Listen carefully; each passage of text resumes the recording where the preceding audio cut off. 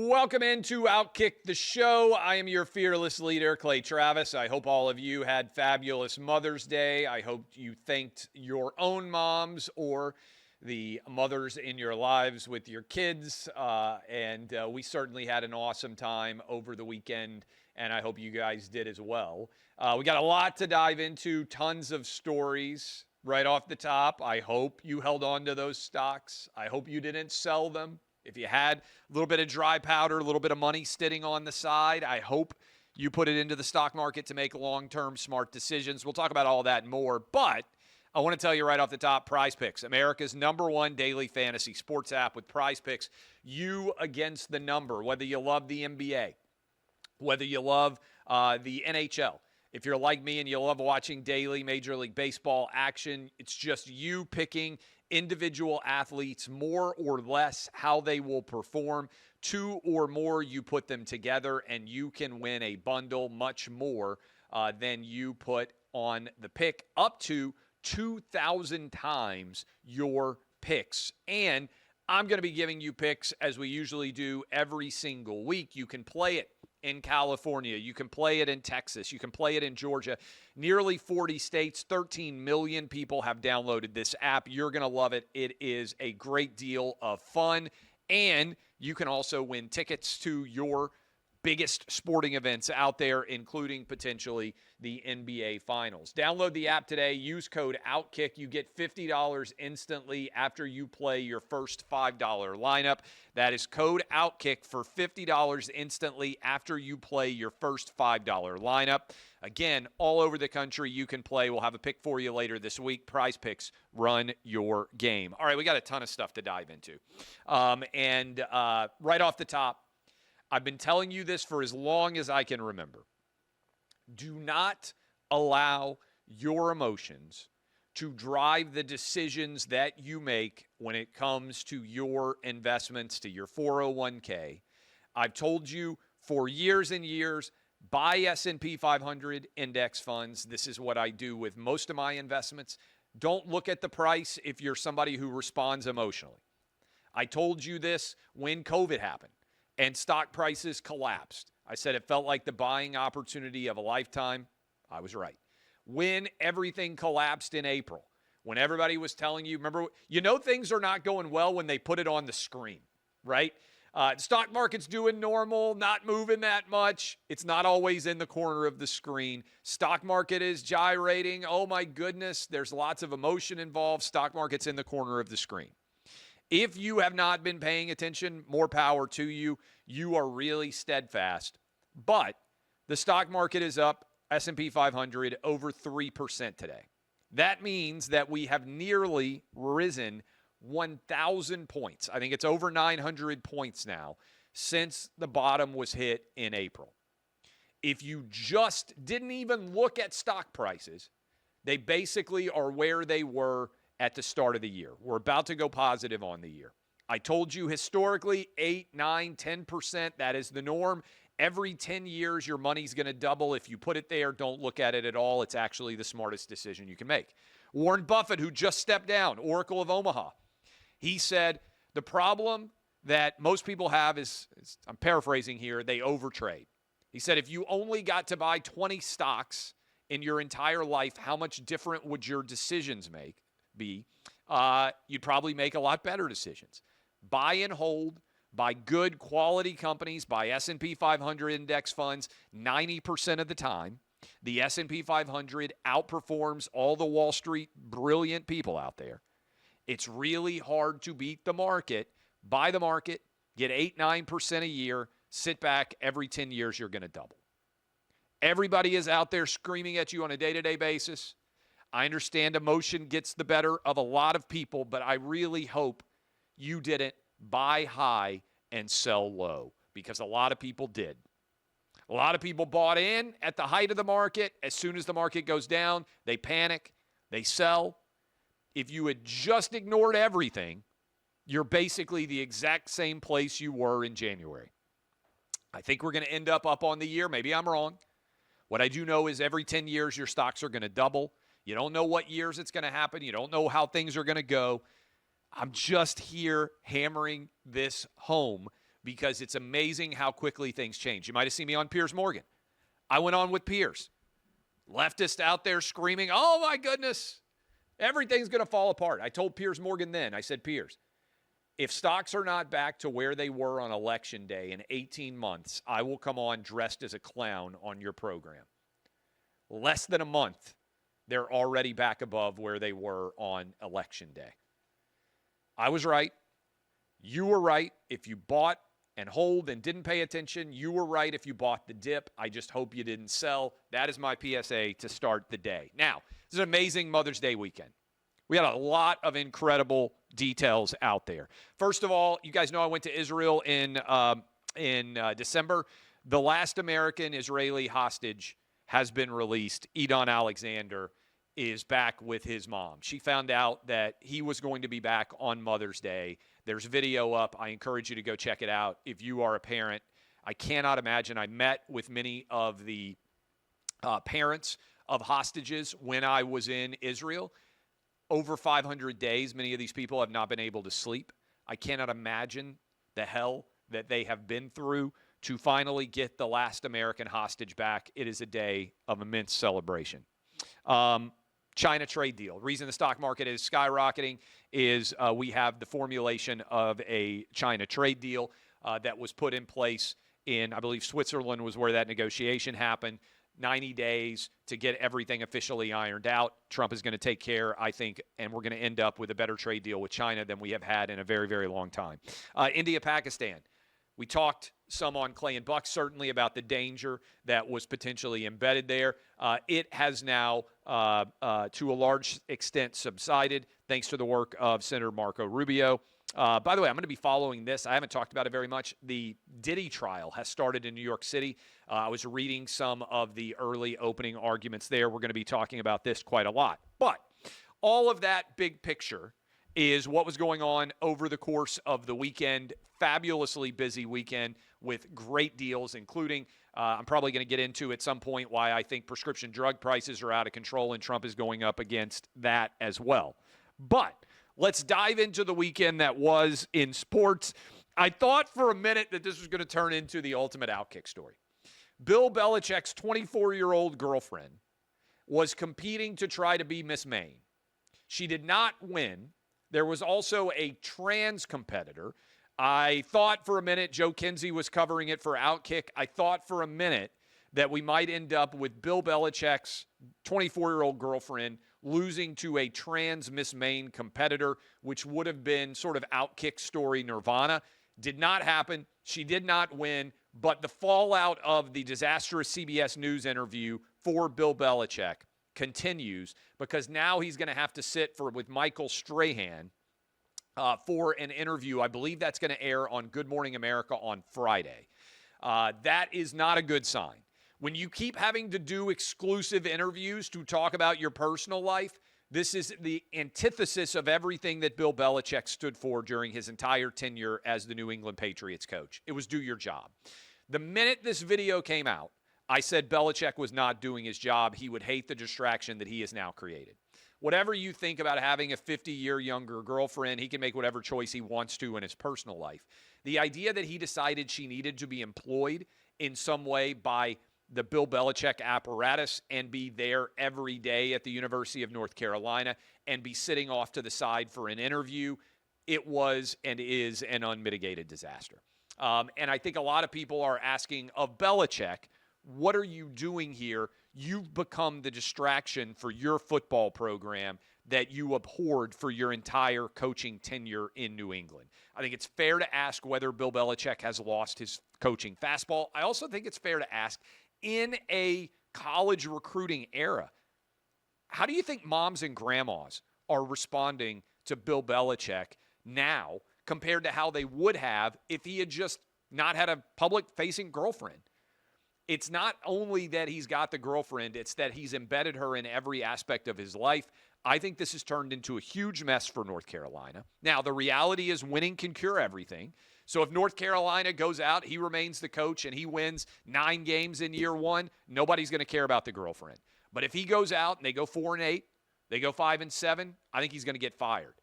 I think at this point, Belichick has given himself not even a full year necessarily of reign, because if things are embarrassing for North Carolina, they're just going to cut bait. I really think they'll stroke the check. They'll get out of the Bill Belichick business. He has made his success as a football coach predicated by something other than being a football coach, which is the exact opposite of what he preached for his entire incredible, greatest tenure when he was with the New England Patriots. I think it's fair to ask, for a long time, one of the great sports debates. You could load up the phone lines when I did OutKick the coverage on Fox Sports Radio, and you could say, hey, who was more responsible for the dynasty, Belichick or Brady? And 50% of you would have come on the phone and said, hey, it was Belichick. 50% of you would have said Brady. Now it's 95-5 Brady. Brady goes to Tampa Bay, wins a Super Bowl there. Belichick can't win at all. Everybody goes back and says, hey, wait a minute. Bill Belichick's entire coaching tenure, he has a losing record. Make sure I'm right on this, Adam, but I think I am. For coaching as a head coach all games without Brady, that is, if you strip away Tom Brady from Bill Belichick's coaching career, he has a losing record as a head football coach in the NFL now. I think a lot of people are saying this is indicative of what the NFL is. If you have a great quarterback, you win. If you have a quarterback who's mediocre or not very good, you lose, and it doesn't matter how good you are at coaching. Otherwise, this is now the legacy of Belichick. And I think he has lit his legacy on fire in many ways with the 24-year-old girlfriend, embedding her as a part of his overall story. I think he probably could have dated a 24-year-old girlfriend, not made it a huge public event, not posed in photos fishing with her at the beach, not posed in photos holding her up, holding poses on Instagram. He could have had a relationship and not made it a huge part of his public persona. I think it makes sense for her because now she's famous. I don't think it makes any sense for Belichick at all. So now he's got to sit down with Michael Strahan. We'll see how that conversation goes. But anytime you have to keep doing more and more sit-downs, not a good sign. I was in Chicago over the weekend. Spoke at the University of Chicago, First Amendment censorship panel. It was fabulous. Really enjoyed it. It is up on YouTube if you want to see a wide variety perspective on First Amendment censorship. That is up on YouTube. Chicago Fire hosted me. I took my 17-year-old up, University of Chicago, fabulous place. We got some deep dish pizza. I appreciate all the feedback and suggestions that you guys gave us. But, man, it was really cool. Awesome trip up. I took a Michael Jordan Steakhouse, took a photo of it. Harry Carey. I feel bad for anybody out there who didn't get to watch Jordan in his prime or didn't get to watch Harry Carey call Chicago Cubs games on WGN back in the day. I spent a lot of afternoons watching the Cubs on WGN when I was home for long summer breaks. I would watch the Cubs on WGN. I'd watch the Braves on WTBS. Somehow, it was somewhat easier to watch great teams play. It's easier for me to watch the Braves back then than it is now with all the streaming mess. But there was a story I was reading over the weekend. The idea that we now have an American Pope is incredible. The idea that we have an American Pope who is, it appears, a diehard sports fan is incredible. I hope you guys saw the footage. We need to play this maybe tomorrow, Adam, if you'll grab it, because it was Fox, the World Series. I hope you guys saw the footage of Pope Leo XIV at the Chicago White Sox World Series game.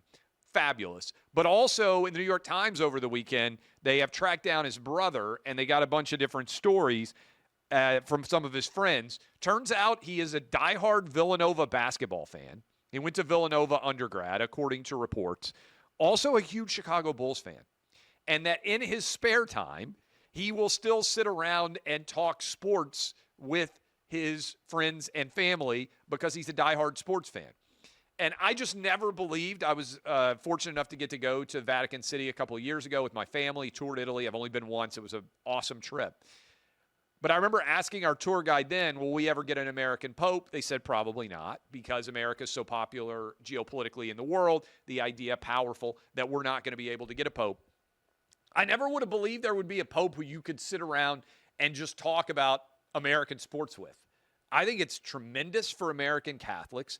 I think it makes the church connect better with the average guy or gal sports fan out there. And yes, the Pope is a majestic, incredible, austere job that everyone who is in the Catholic faith and the priesthood aspires to. but also it's something where people want to feel a connection to. And I think having a regular sports fan as the Pope actually is a tremendous asset going forward for the Catholic Church in America and probably for the Catholic Church around the world. So I did want to talk about that because I do think it's significant. All right, let's dive into some of the stories that have happened since I was last with you. ESPN seems convinced that it needs to light its brand on fire. I don't understand it. The reason why many of you are watching OutKick right now is because we represent the sane sports component of America, the 95% of sports fans that don't think dudes should be able to win women's championships and might just want to turn on a program during the middle of the NBA and the NHL playoffs and just hear how the NBA and the NHL playoffs are going. By the way, I think the Celtics are going to come back and win that series against the Knicks. Sorry, Knicks fans. The Cavs, where in the world have they gone? They've completely collapsed. They looked like an incredible team in the regular season. They got blitzed by the Pacers. Congratulations, Indiana sports fans, because I think you guys going up 3-1 are going to win that series. There are lots of takes you could have. Giannis is out there right now saying he's open to leaving Milwaukee after the Bucks lost in a first round, after the Halliburton confrontation with the dad. I love Giannis. We talked about that video that was out there of Halliburton's dad confronting Giannis and how I thought just incredible Giannis's address associated with that confrontation was. I really like Giannis. I think he should be a face of the NBA going forward. We've got a couple of other stories that we're going to get to in that respect, but around the horn, 20-some-odd years on the air. It is now going off the air. They are bringing back a lot of people who had been panelists on the show. I don't think that's a bad idea. But one of the panelists, someone named Kate Fagan, I don't know a lot about her, but she decided as a goodbye on Around the Horn, she needed to address the necessity of trans kids competing in sports. And this is what that audio sounded like. Let's listen. This was ESPN telling all of you, hey, trans kids should be the focus of my goodbye on Around the Horn. Listen. Well, listen, being on this show has been a privilege and a platform, and I know it's my last time on it, and I want to say something worthy of that privilege and platform, and that is this, that trans kids deserve to play sports. Think about what you remember from your time playing sports. Like 99% of it is finding that jersey for the first time, your favorite number, community, joy, those high fives. It's that moment when you have a great play with a teammate. It's the feeling of belonging, and it does not know gender.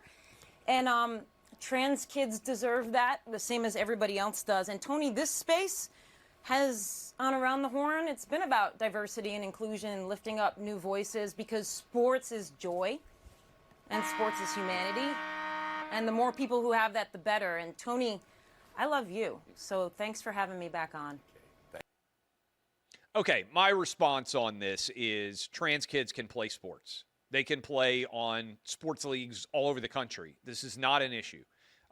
Pre-puberty, I was a coach. I've coached Little League baseball, basketball, soccer, and flag football. I've coached all of those different sports for my boys.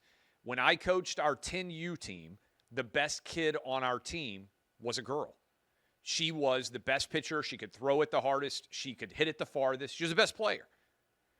I played in the 1980s, Little League Baseball, Goodlettsville, Tennessee. Goodlettsville has been really good. They've gone to the Little League World Series. It's a sport that Goodlettsville, part of Nashville that I grew up in, absolutely loves. We had a girl on my team in the 1980s. If you are good enough to play on a different sex team, I coached Little League Basketball. You know, or whatever it's called, what is it? It's not Little League basketball, but basically kid basketball. You know what? We had multiple girls on the team. There are lots of little girls and little boys who play sometimes on the same team, okay? No one is disputing that. What people are saying, Kate Fagan, is once you are a grown man, once you have hit puberty, you shouldn't be able to compete against girls. But the idea that this would be a focal point of ESPN programming is why ESPN has lit their brand on fire. Maybe 5% of people who are sports fans agree with Kate Fagan. There is a huge difference. Any man in America that has coached or played high school, college, or pro knows that the idea of men competing in women's sports is crazy. And Kate Fagan's out there saying, well, I don't know why we're trying to turn this into a huge issue. I'll tell you why. Do you remember when we had the situation with the kid who pretended that he was 12 years old in New York and actually, I believe, was 14 years old? And everybody in all of sports said this is unacceptable. There is a huge advantage when somebody who is not the age of every other kid pretends to be the age of every other kid. If you out there said to me, hey, we're going to have a heavyweight boxing match, and the heavyweight champ is going to fight against the flyweight, all of you would think that was crazy. We can't have a 220-pound guy fighting against a 120-pound guy. We have all sorts of rules to mandate fairness in competition. And the fact that there has turned, the men and women's sports has turned into a political issue continues to blow my mind. But the fact that ESPN would have someone on air arguing for this is mind-blowing. And I think it's just indicative of how far they have lost their way and let far left-wing politics take over. And I've said this for a long time.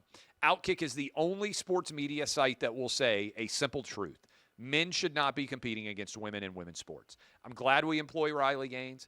I'm glad that we have been leading the fight on this issue. I'm glad that unlike every other sports media company in America, we have not been fearless. We have been fearless on this issue. We have not been afraid to say the truth.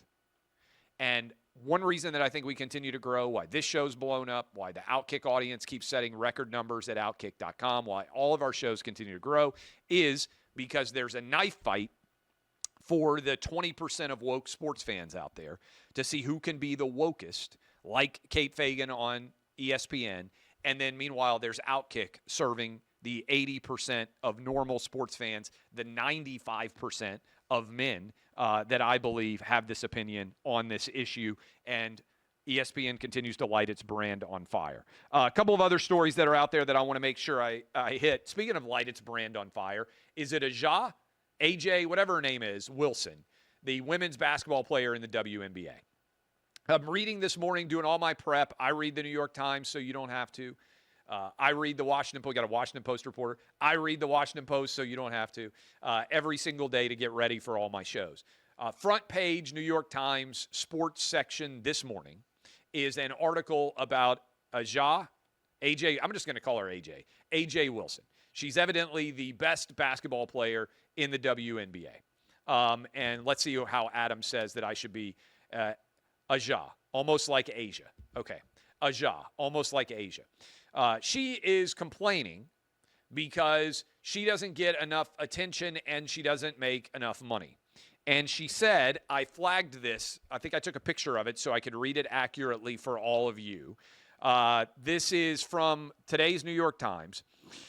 Wilson has not shied away from discussing the impact of race on why she is sometimes called not marketable.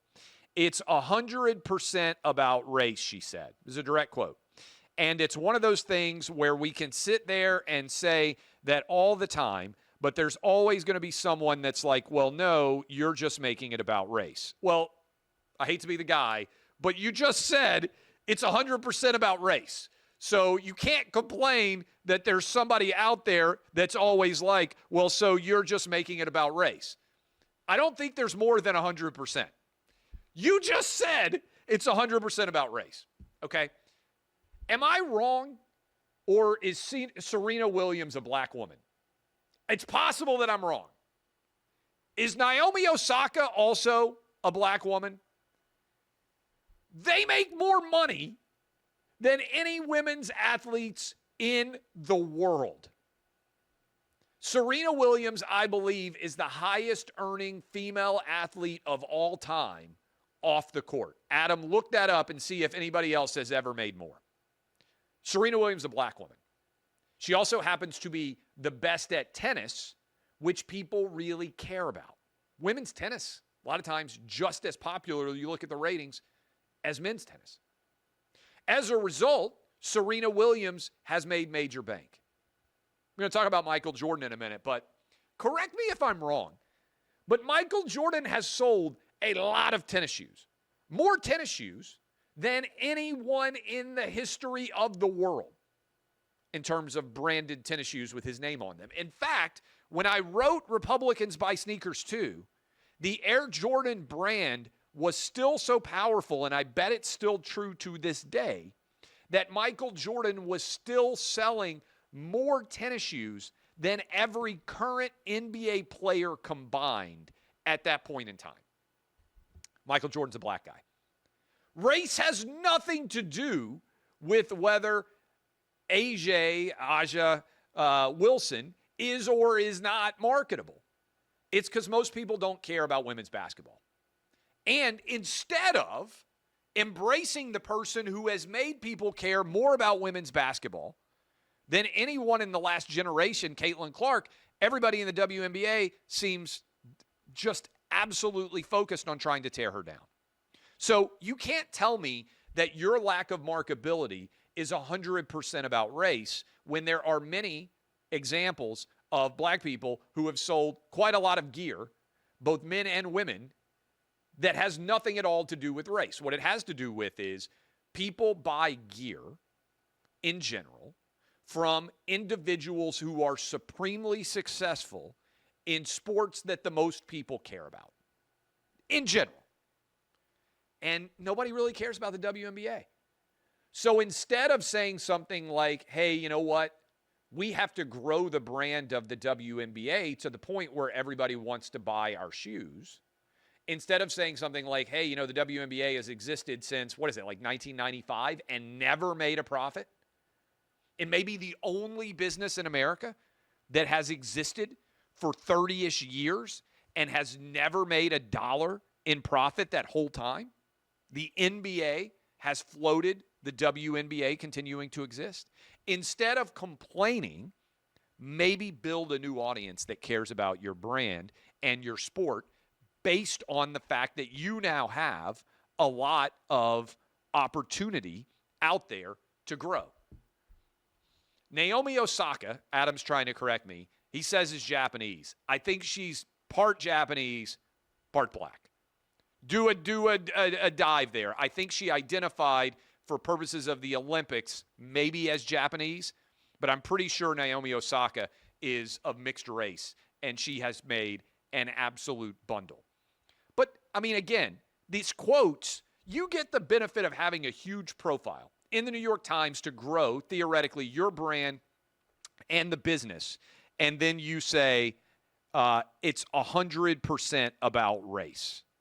And then say, somebody's always going to say, you're just making it about race. Hello, you just said it's 100% about race.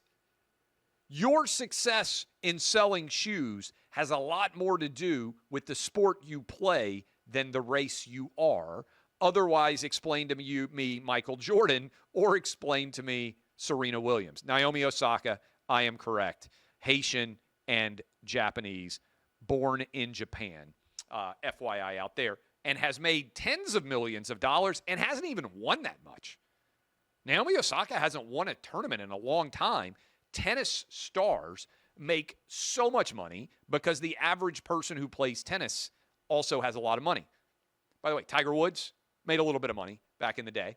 You also make a lot of money if you play golf, because the people who play golf and tennis in general are wealthier than the people who go bowling and play basketball and baseball or any other sport. All right, a couple of other things that are out there. Speaking of Jordan, brilliant move. Reports out there that Michael Jordan is going to join NBC Sports as a contributor on their new broadcast of the NBA going forward. Brilliant move. I mean, what an incredible hire. NBC Sports still connected back in the day. Bob Costas, for those of us who remember, the most watched basketball game of all time. Game 6, 1998, NBA Finals. Jordan pushes off Byron Russell, steps back, poses. You guys remember the pose as he sunk the game-winning basket. 1998 final game with the Chicago Bulls. That is still the most watched basketball game in the history of the United States.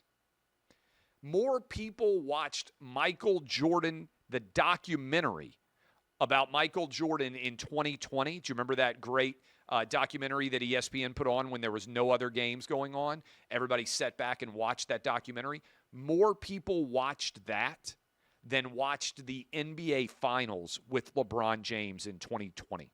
Think about that. More people would rather watch a documentary of the Michael Jordan era than the actual NBA Finals starring LeBron James in 2020. I think it's a great move.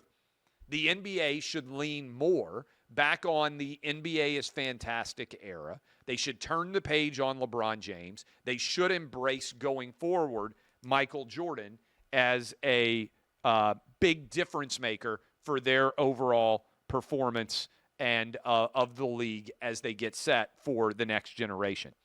I just ripped ESPN. So I love this move by NBC, super smart. I just ripped ESPN because they made the decision to stupidly put Kate Fagan on Around the Horn and tell us all that trans athletes are heroes. Chris Berman, speaking of heroes, was a hero of mine back in the day. Probably still to this day the most famous person to ever work at ESPN. ESPN is going to have the Super Bowl, I believe, in 2027, and they have signed Chris Berman to a final contract that will keep him there for 50 years. As a kid growing up, I would get up in the morning, I would eat my cereal, I would watch Dan Patrick, I would watch Keith Olbermann before he went crazy, and I loved watching Chris Berman on NFL Primetime with Tom Jackson. I loved the nicknames back in the day when I was a kid.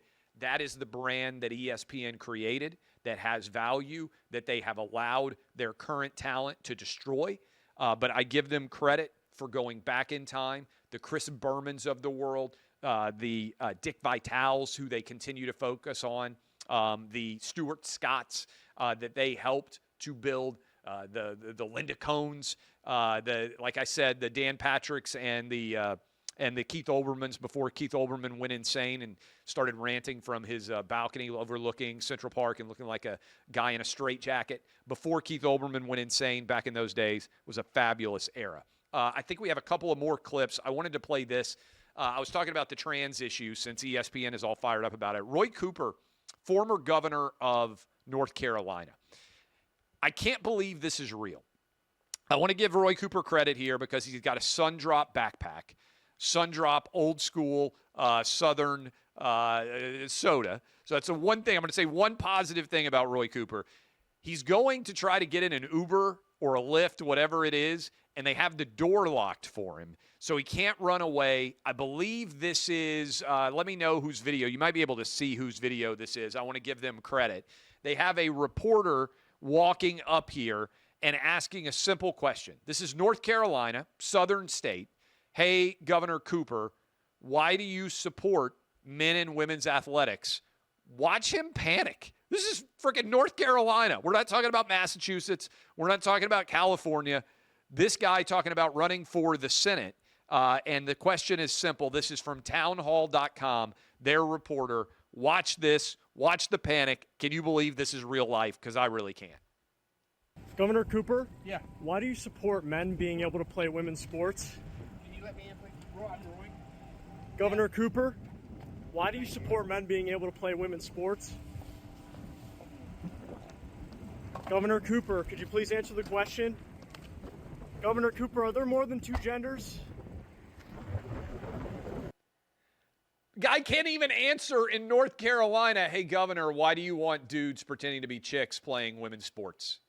This might decide the Senate race if he gets in the race, even though Tom Tillis has been a bit of a mess in terms of the positions, in my opinion, that he's advocated for. But that's Roy Cooper. That is a top Democrat. Remember, not one Democrat in the Senate and only 2 House members would vote in favor of women's sports only being made up by actual women. It's crazy. I can't believe this has turned into a political related issue. A couple of other things that are out there. I wanted to say this again. Happy Mother's Day to everybody out there. Gas prices. I'm going to talk about this tomorrow on Clay and Buck. We paid $2.87 a gallon to fill up our car on Mother's Day. We were out in West Tennessee with my mom and my wife, and that is the lowest gas price that I have seen in years. Now, I went back and looked. I don't remember ever paying less than $3 to fill up my car here in the Nashville area. You may be paying less than that. Certainly, many of you in California, for instance, are paying way more. But the prices of a gallon of gas have dropped in half since the summer of 2022, basically.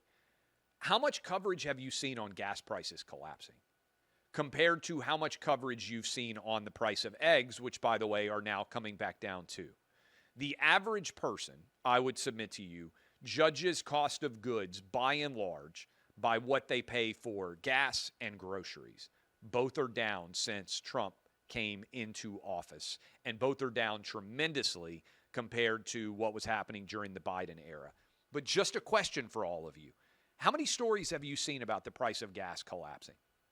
I've seen hardly any. Record low, modern era, last 4 or 5 years, prices for a barrel of oil. You hear a lot of talk about what it costs to buy eggs. Which do you think, on average, is more impactful for the average family in America? Price of a gallon of gas or the price of a dozen eggs? I would submit to you by far it's gas. Egg prices coming down now substantially now too, but just think about this. Why have you seen almost nothing about the price of gas and tons about the price of eggs? I would suggest it's because negative story that can be tied to Trump, everybody talks about it. Positive story that can be tied to Trump, almost zero discussion of it in the legacy media. But again, which is more impactful, gas or eggs to the average American family right now? I think the price of a gallon of gas, far more impactful. Okay, I live in the Nashville area, outside of Nashville right now. And you guys know I love the city of Nashville. Born and raised, K through 12, public school, city of Nashville. We don't live in Davidson County anymore because I'm still angry about how poorly the city of Nashville handled COVID and the fact that they shut down schools, didn't let kids go to school. That could have been me. I was a public school kid. If COVID had happened when I was in public school, suddenly I might not have been able to go to school for over a year. We didn't even have internet really at my house. We didn't get the internet until I went off to college. So even dial-up wouldn't have been an option. I would have just been left behind like so many young kids all over the country were. As a result, I don't ever want to pay personal property taxes on my residence to this government of Nashville.